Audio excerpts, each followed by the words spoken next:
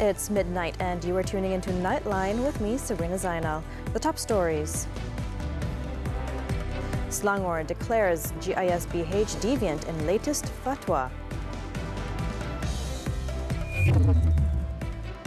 And Singapore's disgraced former transport minister jailed for 12 months.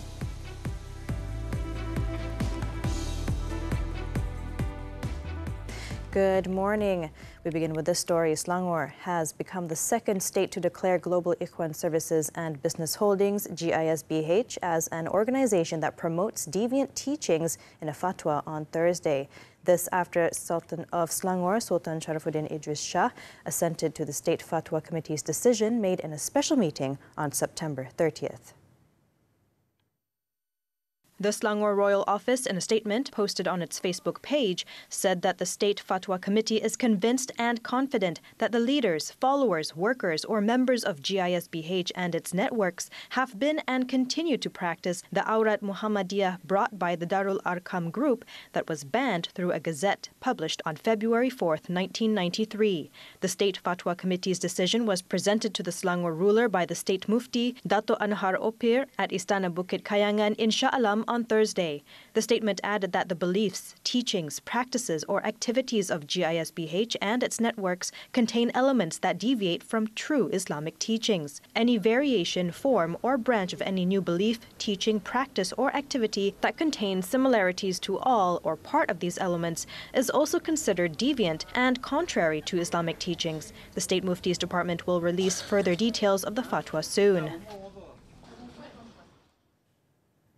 Meanwhile, over 1.35 million ringgit in 206 bank accounts linked to GISBH have been frozen by the police. Inspector General of Police Tan Sri Razaruddin Hussein on Thursday said it comprised 205 bank accounts with 1.35 million ringgit in deposits and one bank account with over 1,344 US dollars. According to Razaruddin, police had also seized various assets, including 31 vehicles and 19 plots of land from GISBH. The bank accounts were frozen under Section 44, Bracket 1 of the Anti-Money Laundering, Anti-Terrorism Financing and Proceeds of Unlawful Activities Act, while the assets were seized under Section 45, Bracket 2 of the same Act. Razaruddin also said that the police would apply for an extension of remand for 24 individuals linked to GISBH, including the company's chief executive officer, whose remand is set to end on Friday.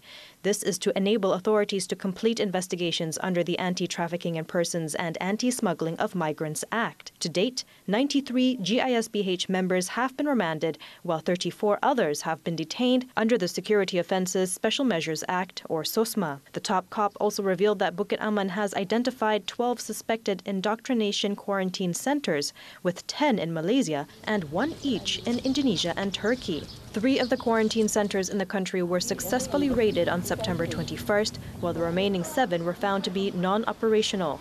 It was alleged that these quarantine centers were used to indoctrinate and take action against problematic members. However, Razaruddin stated that based on current police investigation, no conclusive evidence has been found to indicate that these locations were used as quarantine centers. GISBH is currently in the spotlight for alleged criminal acts, including child abuse, sexual abuse, exploitation, human trafficking, and deviant Islamic teachings. Last month, police raided 20 of its welfare homes in Selangor and Negeri Sembilan and rescued 402 children, with investigations revealing at least 13 cases of sodomy. In the meantime, the Education Ministry, MOE, in collaboration with the Social Welfare Department, JKM, has implemented an education program for children rescued from GISBH charity homes who are currently under the care of authorities starting Tuesday. This aligns with the ministry's humanistic education agenda, ensuring that all children receive the best educational opportunities, leaving no one behind. In a statement on Thursday, the ministry announced that the program, involving 68 teachers, is specifically designed to provide formal, structured education to the children, ensuring they do not face learning disruptions. The program utilizes the Year 1 Transition Program Kit and the Healthy Mind Intervention Program module, PRISMA, to cater to children who have never been part of the national education system. The kit focuses on the children's socioeconomic, cognitive, and physical development to build their self-confidence and holistically prepare them, including mastering literacy and numeracy skills. The module also incorporates elements that raise awareness of their self-potential while promoting a balance in their physical, emotional, spiritual, social, and intellectual aspects. Malaysia and Pakistan are in unison in condemning the atrocities committed by the Israeli regime in Palestine and Lebanon, which has led to the loss of thousands of lives and extensive property damage. This was expressed during a bilateral meeting between Prime Minister Datuk Seri Anwar Ibrahim and his Pakistani counterpart Shehbaz Sharif in Islamabad on Thursday.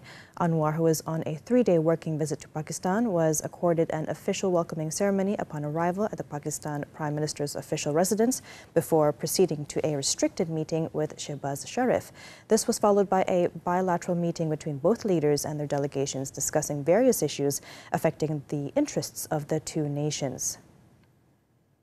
The Malaysia-Pakistan Close Economic Partnership Agreement for the Joint Commission meeting. And we'll follow through with my colleagues in detail in specific programs to make sure that those things we have agreed will be implemented. On the beef import, it shouldn't be a problem, and we will certainly look at it. Under your great leadership, Malaysia is progressing in a manner which is a model to emulate. Your foreign direct investments are on the increase. Your exports are on the increase. You are bringing deep-rooted changes in your governance, including transparency and fight against corruption. Speaking at a joint press conference after the bilateral meeting, Anwar described his visit to the South Asian country as very meaningful personally. He was also hopeful that Pakistan could become one of the countries that can supply skilled labor to Malaysia, particularly in the information technology, artificial intelligence, and semiconductor sectors. Meanwhile, Shehbaz Sharif described Malaysia as a brotherly country to Pakistan. He also said that Malaysia's achievement in the economic sphere and progress is exemplary and must be a model to all Muslim countries. A Firefly flight en route to Pulau Pinang was forced to return to the Sultan Abdul Aziz Shah SAAS airport in Subang on Thursday after the cabin was filled with smoke. A video of the incident was recorded by one of the passengers and has since made the rounds on social media. Now, the 17-second video shows the aircraft's cabin filling with smoke before it turned back after just 15 minutes in the air. Civil Aviation Authority of Malaysia, CAAM, Chief Executive Officer Datuk Captain Nur Azman Mahmud confirmed that the aircraft with the registration 9MFYG experienced in-flight issues. According to the pilot report, a fan failure during takeoff caused the air conditioning system in the aircraft to overheat, which produced the smoke in the cabin. All the passengers aboard the flight were safely evacuated upon landing.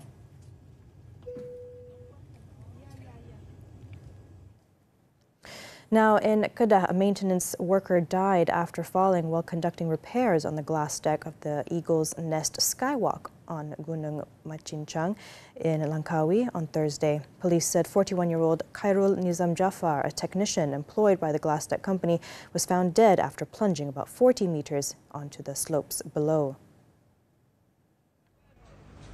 Langkawi Police Chief Assistant Commissioner Shariman Ashari said authorities were alerted to the incident by the glass deck operations supervisor at 12:25 p.m. The victim is believed to have fallen from a metal barrier beneath the glass deck of the skywalk and lost consciousness after tumbling down the mountain slope. A rescue operation was immediately carried out despite rainy conditions. The victim's body was successfully retrieved at 5:11 p.m. and his death was confirmed by medical personnel. The body was brought down from the site via cable car and sent to the Sultan Hamaliha Hospital for post-mortem. It is understood that the victim had only been working with the company for 3 months. The case has been classified as sudden death. In other news, 2 Bangladeshi nationals were arrested by the Immigration Department for operating illegal health clinics catering to foreign nationals during separate raids in Kuala Lumpur on Thursday. It was also found that both men did not possess the necessary medical qualifications to practice as doctors. The raids were part of a special operation dubbed Up Mahir, which was conducted by immigration officers and Pharmaceutical Services Division personnel. In the first raid, a 24-year-old suspect was nabbed while treating a patient who was also a foreigner, while the second suspect was detained in another raid on a nearby clinic. Initial investigations revealed that the suspects used premises for tourism services as a front for their illegal activities. Foreigners seeking treatment would either contact them or visit as walk-in patients with fees ranging from 50 to 80 ringgit. Authorities also seized various types of medicine believed to have been smuggled into the country. 1 month only. Meanwhile, in Sabah, the Immigration Department has arrested 121 undocumented immigrants and 3 Malaysians in an operation in Sandakan. State Deputy Immigration Director for Operations, Jafri Mbok Taha, said that 219 individuals were inspected during the 2-day mission, which concluded at 4 a.m. on Thursday. Kesalahan di bawah Seksyen 55B yang melibatkan warga negara Malaysia tadi yang mengambil pekerja seorang atau lebih daripada itu selain daripada warga negara Malaysia dan juga pemegang pas yang sah maknanya majikan tadi mengambil pekerja warga negara asing yang tidak mempunyai dokumen yang sah untuk berada di negara ini. He added that all those detained are aged between 12 months and 65 years, consisting of 46 men, 36 women, and 32 children. They will be sent to the Sandakan Immigration Detention Depot for investigation and further action. Israel strikes Beirut with banned bombs. This and more from the Foreign Front when Nightline returns. Itu 100 kilogram. Ini ada 2. Pontianak 200 kilogram. Kemboja datang ni nak tolong abang perangkap Pontianak. So sweet. Korang tak nak lari ke?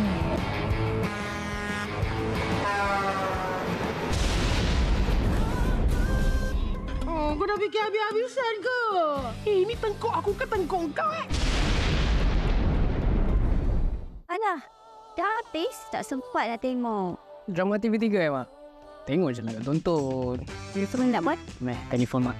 Mula-mula Mak buka tonton, lepas tu tekan sign up here untuk buat akaun baru. Isi nombor telefon, email dengan password. Masukkan nombor TAC dan siap. Ya, senang je. Jadi tengok dasar? Boleh lah. Tadi lah drama Mak tu.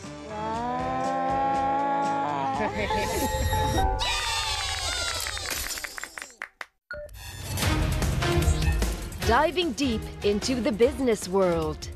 With expert insights and in-depth analysis. The latest trends and developments shaping the country, region and the globe. Key insights into finance.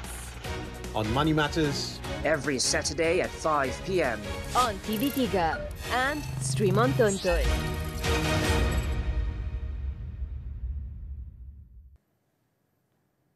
We're back with the Foreign Front. A Singapore court on Thursday has sentenced a former minister to 12 months in prison for obstructing justice and receiving more than $300,000 worth of gifts. The sentence handed down to former Transport Minister S. Iswaran was more severe than the 6 to 7 months sought by the prosecution, which the presiding judge said was manifestly inadequate given the gravity of his offences and their impact on public trust. Iswaran allegedly accepted gifts from businessmen while serving as transport minister. And these gifts included tickets to English Premier League football matches, the Singapore Formula One Grand Prix, and a ride on a private jet. The 62-year-old was released on bail and ordered to surrender to authorities on Monday to begin serving his sentence. Iswaran had initially claimed innocence but pleaded guilty for the 5 charges last week. He faced a total of 35 charges. The Zionist army targeted a residential area in Beirut on Thursday using internationally prohibited white phosphorus bombs, resulting in the death of at least 9 people and the injury of 14 others. A total of 17 overnight air raids had hit Beirut by dawn.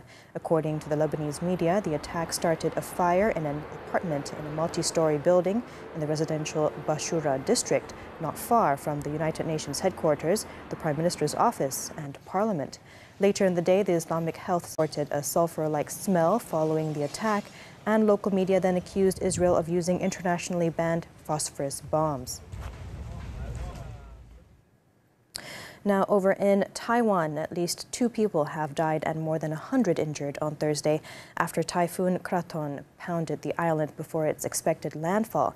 The typhoon hit land as a much weaker Category 1 typhoon around midday in the major port city of Kaohsiung. The fire department reported 2 deaths as the typhoon brought torrential rains across the country. The casualties included a man who fell while trimming a tree and another whose vehicle was hit by a falling rock. Meanwhile, government officials said that no major casualties were reported as people were fortunately prepared this time. They have also urged people to stay at home, warning that the storm is very powerful. Krathon is forecast to slowly work its way up Taiwan's flat western plain and weaken further by Friday. Elsewhere in Taiwan, at least 9 people were killed in a hospital fire in the Pingtung County, the same time that the island was being battered by the typhoon. The blaze was reported at around 7:40 a.m. local time and was put out shortly after 1 p.m. Soldiers from a nearby base were mobilized to aid medical workers and firefighters in the evacuation of patients and putting out the flames. Reports said 176 patients were rushed to the front entrance, transferred to ambulances, and were then moved to nearby shelters. 8 victims were confirmed dead after being taken away for treatment, and another was later found dead at the scene. Those who died inhaled smoke from the fire, the source of which was still under investigation. The United Kingdom on Thursday said it would give up sovereignty of the Chagos Islands to Mauritius in a deal that would allow people displaced to return home, while London retained use of the important UK-US military base on Diego Garcia. The deal, announced jointly by the UK and Mauritius, grants the latter full sovereignty over the remote archipelago. It said that the operation of Diego Garcia, a strategic air base in the Indian Ocean, jointly operated with the United States, was protected by the agreement. It also allows Mauritius to resettle the rest of the islands after its population was displaced 5 decades ago. U.S. President Joe Biden welcomed the deal, saying it would secure the effective operation of the airbase into the next century.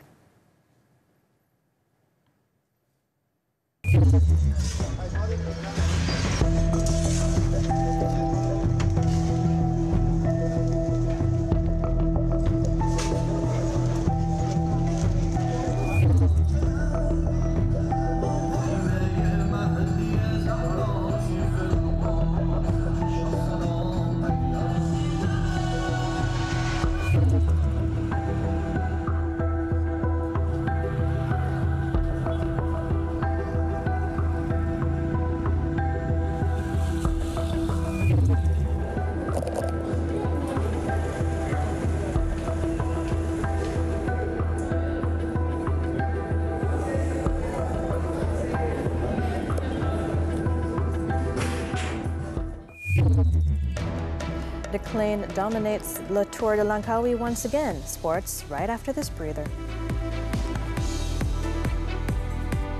Kau je dah 100 kg.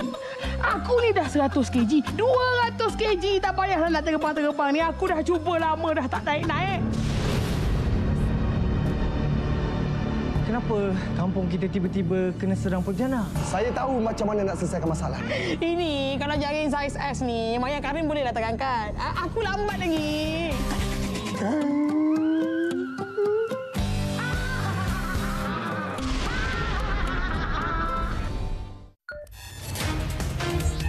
Diving deep into the business world. With expert insights and in-depth analysis. The latest trends and developments shaping the country, region and the globe. Key insights into finance. On Money Matters. Every Saturday at 5 p.m. on TV3 and stream on Tonton. Saya ingin meneruskan legasi ayah saya sendiri, nak meramaikan lagi kaum wanita untuk aktiviti manapun ini. Untuk persediaan Kelayakan Asia dan juga Piala Dunia pada tahun hadapan, dia akan berada dalam pasukan utama untuk dilatih dan dipilih mewakili negara. SEA Games kali ini kita kena pergi untuk bagi exposure kepada Zara sendiri untuk game-game international yang akan datang. Zara the youngest, Zara nervous sebab Zara nak lawan semua besar-besar kan. We're back with sports cycling, the 2024 Le Tour de Langkawi. Tudor Pro Cycling team rider Arvid de Klein secured his second stage victory after dominating the fifth stage on a Thursday. The 167.3-kilometre stage, which started in front of the Petronas Twin Towers in Kuala Lumpur and ended in Ayakuruh, Malacca, featured 3 categorized climbs in Ampang, Bukit Hantu and Bukit Mantin. Heavy rains caused the race to be briefly neutralized for 3 kilometers halfway through the stage. Despite the challenging conditions, de Klein remained determined and once again denied JCL team Ukio's Matteo Malucelli's victory, timing his sprint perfectly to take the win in 3 hours, 35 minutes and 30 seconds. The Dutchman is now second in the sprinters classification, just 1 point adrift of Malucelli, who leads on 46 points. Astana Kazakhstan's Gleb Zritsa finished third in the bunch sprint. DSM Firmenich Post NL's Max Poole further strengthened his grip on the green jersey after winning the intermediate sprints at Semenyih, Seremban and Rumbau. Among the national riders, Terengganu cycling team's Nur Aiman Rosli was the highest placed finisher in the 5th stage, crossing the line 21st. The 6th stage on Friday will start in Batu Pahat and end in Kulai, covering a total distance of 123.4 kilometers with 3 intermediate sprints at Senggarang, Ringit and Bukit Batu. On to football, the AFC Champions League 2. Selangor FC secured their first victory on the Asian stage in 8 years after defeating dynamic Herb Cebu of Philippines 1-0 in their Group H clash on Thursday. The only goal of the match came 10 minutes into the game when Yohandri Orozco fired home an unstoppable shot. The Red Giants almost bagged another goal 19 minutes later through Nur Al-Rawabde, but his effort was thwarted by Herb Cebu's goalkeeper Florencio Badilic. The 1-0 scoreline remained until the final whistle, putting Selangor in second place with 4 points.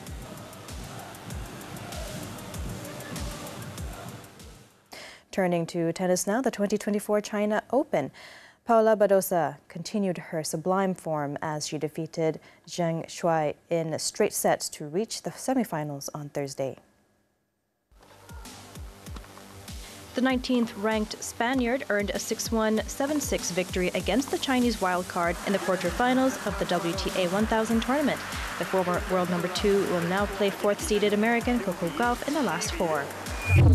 In another match, China's Zheng Qinwen came back from a set down to beat Amanda Anisimova, booking a spot in the quarterfinals for the first time in her career. American Anisimova secured the first set with a 6-3 win, but just like in the US Open, 21-year-old Zheng fought back to dominate the following 2 sets, 6-1, 6-2. She will next face Mira Andreeva in the quarterfinals. Man drowns after car plunges into river. The details when we come back.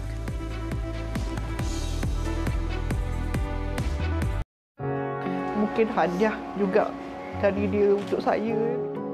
Berusaha jugalah kalau boleh nak rumah sendiri ya. Ribuan terima kasih, bagi saya satu hadiah besar. Mak kita dah tunggu lama dah rumah baru. Bagus bila benar. Marilah dianjur kasih ni dengan POTMB ni memang TikTok lah sini selesa sangat.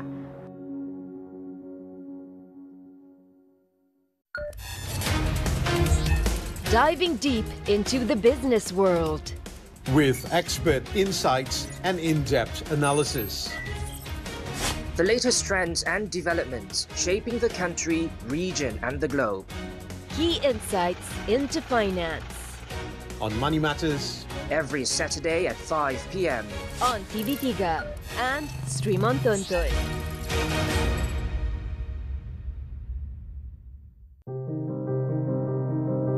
Setiap kelahiran, bukti kekuatan seorang ibu. Memang saya banyak bersendirian. Dalam fasa pantang tu, hari-hari cakap dengan husband nak pergi kubur. Bersalin normal atau caesar, mana pilihan yang terbaik? Proses untuk kelahiran secara caesarean section ni, dia bermula daripada persediaan sebelum operasi itu sendirilah. Sama ada dia dirancang ataupun berlaku secara kecemasan. Normal atau caesar, kami bawakan dalam Hello Doktor Ahad 5.30 petang di TV3 dan stream juga melalui Tonton. Thanks for staying with us. After 5 long years of trial, former Prime Minister Datuk Seri Najib Tun Razak will find out on October 30th whether he will have to enter his defence in the One Malaysia Development Berhad 1MDB corruption case. The decision date was set by Court of Appeal Judge Justice Datuk Colin Lawrence Sequeira, who presided over the trial at the Kuala Lumpur High Court on Thursday. Justice Sequeira will decide whether to call Najib to enter his defence on the corruption charges or to acquit him. He fixed the October 30th date after hearing oral submissions from the prosecution and the defence for 12 days since August 19th. On May 30th this year, the prosecution closed its case after calling 50 witnesses. Among the key witnesses who testified were former 1MDB chairman Tan Sri Muhammad Baki Saleh, former Bank Negara Governor Tan Sri Dr. Zeti Akhtar Aziz, and former 1MDB General Counsel Jasmine Liu. Najib is facing 4 charges of abusing his position to obtain 2.3 billion ringgit from 1MDB funds, which were deposited into his bank accounts between February 2011 and December 2014. The former Pekan Member of Parliament is also accused of committing 21 counts of money laundering involving the same amount between March 2013 and August 2013. In Malacca, a babysitter claimed trial in the Ayakro Sessions Court on Thursday to account of neglecting a 1-year-old boy, which caused the child to be injured last year. 35-year-old Siti Salwa Rizwan pleaded not guilty after the charge framed under the Child Act was read to her before Judge Rahatul Akmar Abdullah. Now, the accused, as the caregiver of the toddler, was alleged to have neglected or exposed the child in a way that may cause him to suffer physical and emotional harm. The offence was allegedly committed at a nursery in Taman Pertam Jaya, Semabuk, on October 27th last year. She faces a maximum fine of 50,000 ringgit or imprisonment of up to 20 years or both if found guilty. The judge granted Siti Salwa bail of 7,000 ringgit with 1 surety and ordered her to report to the nearest police station once a month, as well as not to intimidate witnesses in the case. The court also fixed November 14th for next case mention. A 25-year-old man drowned after his car plunged into a river in Pokok Sena, Kedah on Thursday morning. The victim, 25-year-old Muhammad Nur Fazli Mustafa, reportedly lost control of his vehicle before it skidded off the road and into Sungai Santap at Kampung Baru, Telaga Mas. A spokesperson from the State Fire and Rescue Department said that a rescue team was immediately dispatched to the scene after a distress call was received at 10:25 a.m. According to a local resident, the victim had attempted to escape from the submerged vehicle but failed. Bayi pak mangsa, lebih kurang dalam pukul 10 lebih lah. Lepas tu dia keluar, dia kata adik ipar dia meninggal, adik ipar dia turun sungai. Lepas tu saya main jumpa ipar, saya tanya dia macam mana boleh jadi. Dia cakap kata mangsa terbabah di bahu jalan sebelah kiri. Lepas tu cuba untuk naik, pauk steering, cuba untuk naik daripada bahu jalan sebelah kiri.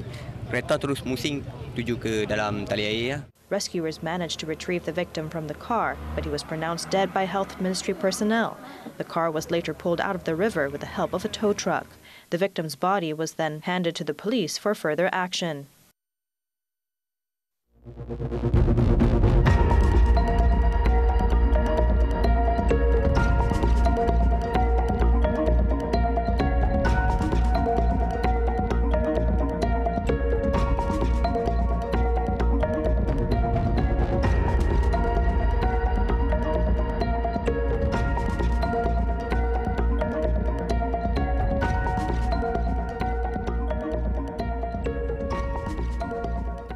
And And that concludes Nightline this time around. Before we leave, let's take a look as Guoqing, a giant panda named after China's National Day and born on the eve of the holiday, celebrates her 5th birthday at Chimelong Safari Park in Guangzhou City. With that, I'm Sabrina Zainal. Thank you for watching and stay safe, Malaysia.